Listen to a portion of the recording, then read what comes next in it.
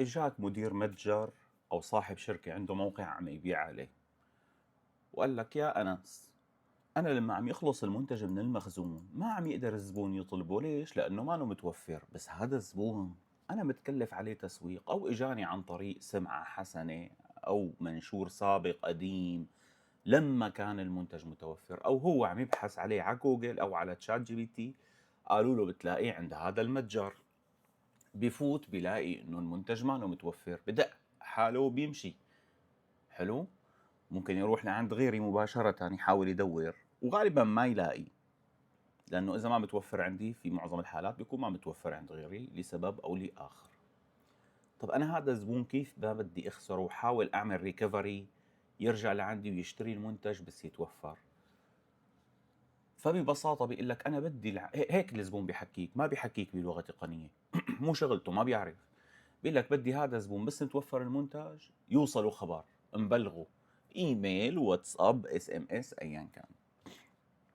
قال حلو، زبط لنا اياها يا انس. إيه انس شلون بده يزبطها؟ بده يترجم هذا الكلام لمستند اسمه اف دي دي. ركز معي لاشرح لك كيف يعني. الاف دي دي، خلينا نجي لهون على تشات جي بي تي نكتب اف دي دي. هو اختصار لفيتشر ديزاين دوكيومنت.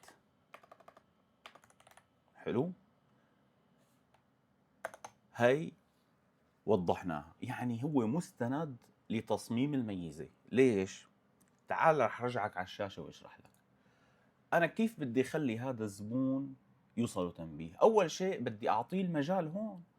لما بيكون المخزون صفر، بدل ما يطلع له اوت اوف ستوك والباي ناو مطفية أو الشراء الآن مطفية، بدي أقول له إنه بدال هالزر بقول له زر أبلغني حين يتوفر المنتج. حلو. زر بيكبسه ببلغه. طيب بكفي؟ لا، أنا بدي معلوماته. فأنا هذا الزر نفسه، إذا كان الزبون مسجل دخوله على الموقع يعني عنده حساب، بيطلع له بنص الزر إنه أبلغني حين توفر المنتج، وتلقائيا أنا بحسابه عندي إيميله ورقمه وبقدر أوصل له. فخلاص. أما إذا ما كان مسجل دخول وجاييني جديد، فبالزر نفسه بكتب سجل الدخول لإضافة تنبيه حال توفر المنتج. فهذا شو اسمه؟ هي اسمها تجربة مستخدم. فبروح بقول له، خليني اكتبها بالعربي. اريد، هي على تشات جي بي تي يعني مشان الناس اللي ما عندها خبرة برمجة او شيء، خليه يساعدني ليجهز لي ملف الاف دي دي. ميزة زر تنبيه في صفحة المنتج لإرسال تنبيه للعميل حال توفر المنتج. هوني أنا بقعد بوصل له بقى، بوصل له الفكرة. بقول له أول شيء هذا الزر لا يظهر إلا في حال كان مخزون المنتج صفر. 2، هذا الزر يظهر مكان زر الإضافة إلى السلة وزر الشراء الآن، كزر موحد عرض الكونتينر. يعني الكونتينر اللي نحن بنقصد فيه، أو عرض الكارد خلينا نسميها، اللي هو هاد، إنه أنا بدل ما حضر بيطلع لي زر واحد هون كبير. حلو. 3، هلا هيك بدك تفكر بشكل منهجي. طيب أنا الزر ما بيظهر إلا إذا كان المخزون صفر. إذا كان المخزون أكثر من صفر بيضل يظهر له زر الشراء الآن وإضافة إلى السلة. طيب كان المخزون صفر، ظهر الزر، واختفوا زر السلة والشراء لأنه ما عاد لهم داعي. المنتج أنا ما بدي إياه يطلبه، لكن بدي يتبلغ إذا ترجع توفر مشان يطلبه. عشان كيبوردي ما في أحرف عربي حافظهم حفظ مهم. بعدها، طيب إذا أضاف أو إذا كان المستخدم غير مسجل، نفس الزر يظهر به النص التالي: سجل دخولك لإضافة تنبيه. وعند الضغط عليه يأخذ العميل أو يأخذ الزائر، خلينا نكون أكثر دقة، إلى صفحة تسجيل الدخول. هون بصير الزر بيوديه لوين؟ لصفحة تسجيل الدخول. خليني هون ظهر الإيميل. طيب الزائر إلى صفحة تسجيل الدخول. 4 إذا كان العميل مسجل، إذا كان الزائر لديه حساب ومسجل دخوله، أظهر النص التالي في الزر: أبلغني حال توفر المنتج. هوني بقى هلأ بنرجع بنفكر بالزر. الزر ما بيظهر إذا كان المخزون المنتج صفر، الزر بيظهر مكان إضافي أستلم زر الشراء إذا كان المخزون صفر، يعني زر موحد عرض الكارد. الكارد يعني الكارت اللي بنسميه كارد هذا. إذا كان المستخدم غير مسجل، نفس الزر يظهر به النص: سجل دخولك لإضافة تنبيه. مشان شو؟ لأنه لما بيسجل دخوله بيطلع له أنت عندك حساب، فإذا ما عنده حساب بيقول له سجل حساب جديد. فبكل الحالات بنضمن إنه صار عندنا إيميله ورقمه مشان ننبهه وقت يوصل المنتج. طيب في حال الضغط على الزر يتم حفظ معلومات المنتج ومعلومات العميل في صفحة مخصصة للتذكيرات في لوحة تحكم العميل. انه انا حب بعدين مثلا انه يشوف شو عنده تذكيرات، بيكون في صفحة مخصصة بتظهر له. حلو. هلا بنرجع بنكفي، حتى هي استعجلنا فيها. اول شيء قبلها هي، فشايف شلون بدك تضل تفكر بعمق لتوصل لها. طيب عميل ضغط على زر المنتج وصار عنده تنبيه موجود. في حال وجود طلب تنبيه سابق لنفس المنتج والعميل، يصبح زر التنبيه غير فعال لتفادي التكرار. طلب التنبيه لنفس المنتج.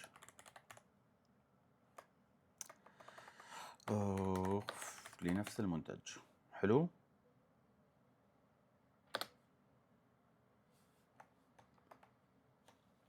هلا اللي بعدها 6 هي انه في حال ضغط زر يتم حفظ المعلومات.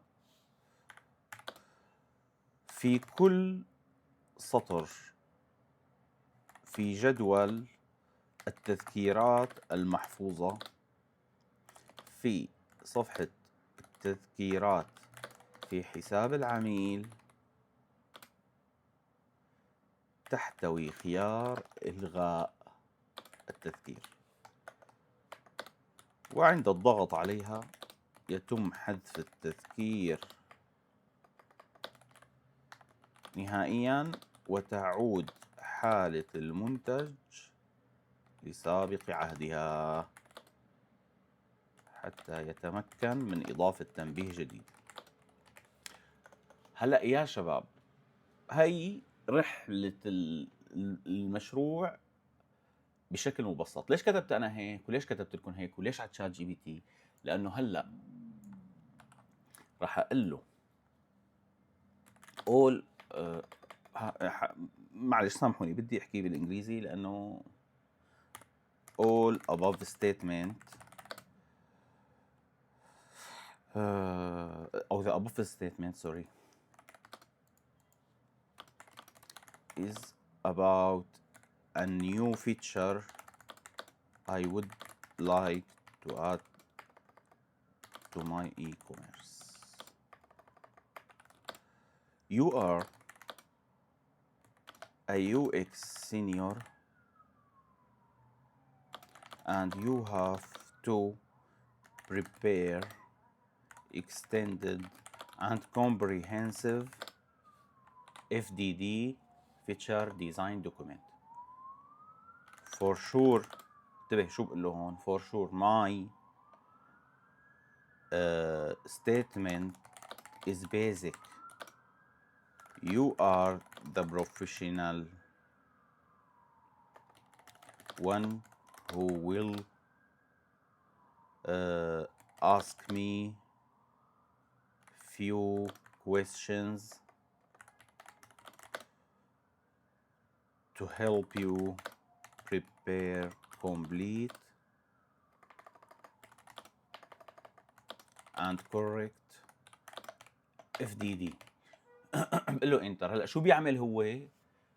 قلت له انه بدك انت هي الافكار الاوليه تبعيتي، انت محترف وبدك تساعدني بتجهيز هي. فبالتالي قلت له بدك تسالني اسئله، هي الاسئله بجاوبك عليها كونه انت خبير بتعرف شو رح تسالني، وبناء عليها بتعطيني الاف دي دي النهائي اللي هو قبل ما ينبعث للمبرمج او مبرمجه. مثلا شوف سالني من حيث واجهة المستخدم يو اي يو اكس، هل ترغب ان يظهر زر التنبيه بنفس تصميم زر اضف الى السله نفس اللون والشكل، ام تصميم مميز وايقونه جرس؟ هي فكره حلوه، انه انا بدي اياه نفس اللون. عرفت شلون؟ بروح بنسخ السؤال، نفس اللون والتصميم، ولكن فكرة أيقونة الجرس جميلة استخدمها. بيجي على السؤال الثاني، بعد ضغط المستخدم على زر أبلغني حال توفر المنتج، هل تفضل ظهور رسالة تأكيد فورية توست مثل تمت إضافة تنبيهك بنجاح، أم نافذة صغيرة مودال؟ كتير حلوة هي. يعني العميل راح ضغط، شايف بتضل عندك ناقص تشات جي بي تي رهيب يا شباب، بس أنا ضغطت هون، هل خلص انه اوكي ولا لا؟ انا يظهر لي هون توست تنبيه انه تم اضافه التسكير بنجاح، هي بتخلي العميل يحس انه عمل اشتغل صح. فقل له بنسخ السؤال هون، بقول له استخدم آه، تنبيه توست. هلا المودال شو بيقصد؟ انه بيطلع لي نافذه جديده لا هي ما كثير مهمه، خلص هو اضافه وبس، يعني هي ما بتلزمنا هون. طيب، عند عودة المنتج المخزون كيف يريد أن يتلقى المستخدم؟ تنبيه، بريد إلكتروني، إشعار داخل الموقع، رسالة اس ام اس؟ أفضل شيء للبزنس مثلا البريد الإلكتروني. ها. أه، بريد إلكتروني فقط. حتى فينا نضيف واتساب على فكرة، بس هلا احنا هون من باب التعليم. هل ترغب أن يتمكن المستخدم من إدارة التنبيهات من مكانين، صفحة الحساب زائد البريد الإلكتروني، أم فقط من صفحة الحساب؟ انه هوني في سؤال، هو عن اي ايميل عم يحكي؟ هل ترى يتمكن المستخدم من اداره التنبيهات من مكانين، صفحه الحساب والبريد الالكتروني؟ لا طبعا صفحه الحساب فقط، البريد الالكتروني ممكن يدخلنا بتعقيدات على حساب تاني، على فتحها من الجوال وصله الايميل، فممكن هي لا هو بيوصله الايميل انه تم اضافه التنبيه بنجاح، وقت بيوصل المنتج بيوصله تنبيه انه تم توفر المنتج. هم ايميلين فقط،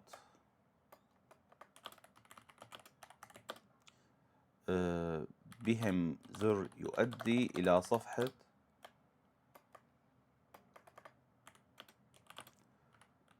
لصفحة التنبيهات الخاصة بالمستخدم،